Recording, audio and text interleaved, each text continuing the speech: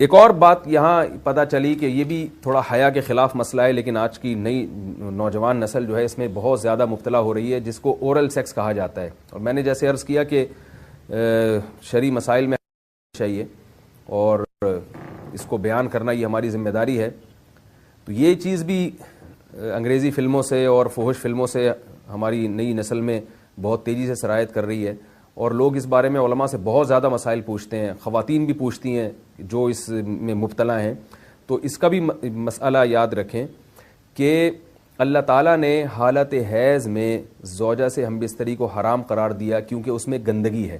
باپ دیکھیں کہ وہ گندگی اس درجے کی نہیں ہے جتنی اورل سیکس میں گندگی ہوتی ہے. اگر اس میں ڈسچارج ہو جائے بندہ، انسان جو ہم بستری کرنے والا ہے زوجہ سے، وہ منہ میں ڈسچارج ہو جائے، تو آپ سوچیں کہ اللہ تعالیٰ شرمگاہ کو گندگی سے بچا رہے ہیں، جس کی وجہ سے حیض کی حالت میں ہم بستری کو حرام قرار دیا. تو منہ جس سے انسان کھانا کھاتا ہے، جس سے کلمہ پڑھتا ہے، اور جو انسان کے جسم میں سب سے اشرف عضو ہے، سب سے زیادہ معزز اور مکرم عضو ہے، اس میں ایسی گندگی کو ڈالنا کہاں سے جائز ہو سکتا ہے، کہاں سے حلال ہو سکتا ہے؟ تو آج بعض متجدد قسم کے لوگ جو ہے نا اس کو حلال قرار دے رہے ہیں، تو یہ بالکل غلط ہے.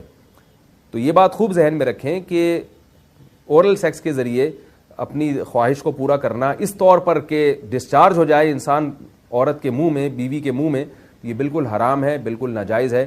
کیونکہ منی ایک غلیظ اور ناپاک اور گندگی ہے اور ناپاک اور نجس چیز ہے. بعض حضرات یہ کہتے ہیں کہ منی پاک ہے، مگر یاد رکھیں منی کے پاک ہونے کے دلائل مضبوط نہیں ہیں، منی کے ناپاک ہونے کے دلائل بہت مضبوط ہیں.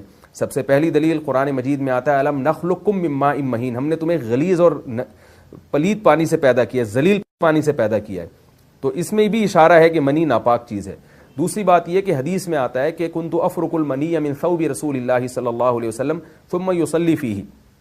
حضرت عائشہ رضی اللہ تعالی عنہ فرماتی ہیں کہ رسول اللہ صلی اللہ علیہ وسلم کے کپڑوں پر اگر منی لگی ہوتی تھی، صحیح بخاری کی حدیث ہے، میں اس کو کھرچ کے صاف کرتی تھی، پھر آپ صلی اللہ علیہ وسلم اس میں نماز پڑھا کرتے تھے. اب بعض حضرات نے یہاں سے استدلال کیا ہے کہ منی اگر ناپاک ہوتی تو حضرت عائشہ اس کو دھوتی، کھرچ کے صاف کرنا اس کی علامت ہے کہ منی پاک ہے. لیکن یہ بات غلط ہے. اگر منی پاک ہوتی تو حضرت عائشہ کو کھرچنے کی ضرورت نہیں تھی.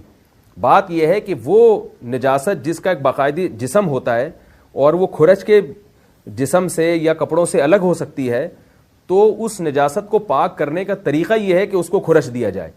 ناپاک تھی تبھی تو حضرت عائشہ رضی اللہ تعالی عنہ اس کو باقاعدہ کھرچ رہی ہیں اور دور کر رہی ہیں.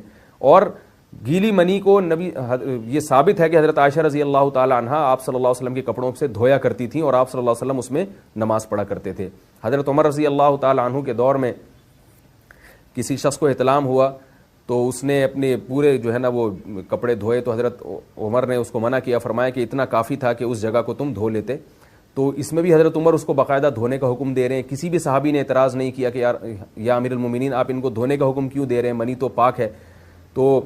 تو منی کے جو ناپاک ہونے کے دلائل ہیں وہ بہت مضبوط ہیں. باقی اس کو جو کھرچنے کا حکم ہے وہ اس لیے کہ منی کے پاک جو اگر خشک ہو جائے تو وہ کھرچ کے بھی پاک ہو جاتی ہے، اس کو پھر دھونا ضروری نہیں ہوتا.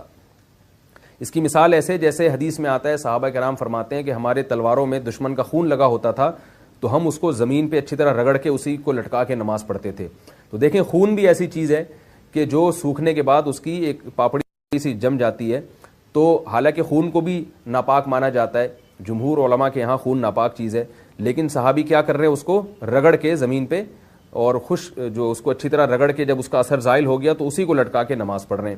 تو جیسے خون ناپاک ہونے کے باوجود رگڑنے سے پاک ہو جاتا ہے اگر کسی ایسی چیز پہ لگا ہو جو لوہے یا ایسی سخت چیز پہ، تو ایسے ہی منی اگر کپڑوں پہ لگی ہو، خشک ہو جائے تو اس کو اچھی طرح جب کھرچ دیا جائے تو وہ پاک ہو جاتی ہے. لیکن اس سے یہ ثابت نہیں ہوتا کہ منی پہلے سے ہی پاک ہے. ایک اور دلیل منی کے ناپاک ہونے کی یہ ہے کہ جو مدی ہے، ٹرانسپیرنٹ پانی جو مرد کے جسم سے نکلتا ہے، وہ اگر جسم سے نکل جائے تو وضو فرض ہو جاتا ہے، اور منی نکل جائے تو غسل فرض ہوتا ہے. اب یہ کیسی بات ہے کہ مدی کے نکلنے سے جس سے وضو فرض ہو رہا ہے وہ تو ناپاک ہے، اور منی نکلنے سے جب غسل فرض ہو رہا ہے بڑی والی طہارت، تو اس کو ہم پاک قرار دیں. تو اس لیے امام ابو حنیفہ رحمہ اللہ تعالیٰ کا مذہب منی کے بارے میں کہ یہ نجاست غلیظہ ہے، اور امام مالک کا بھی یہی مذہب ہے. یہ مذہب بہت دلائل کے لحاظ سے قوی ہے. تو اس لیے عورت کے منہ میں ڈسچارج ہونا یہ بالکل حرام ہے، ناجائز ہے، گندگی ہے. اسلام میں اس کی قطعاً اجازت نہیں ہے.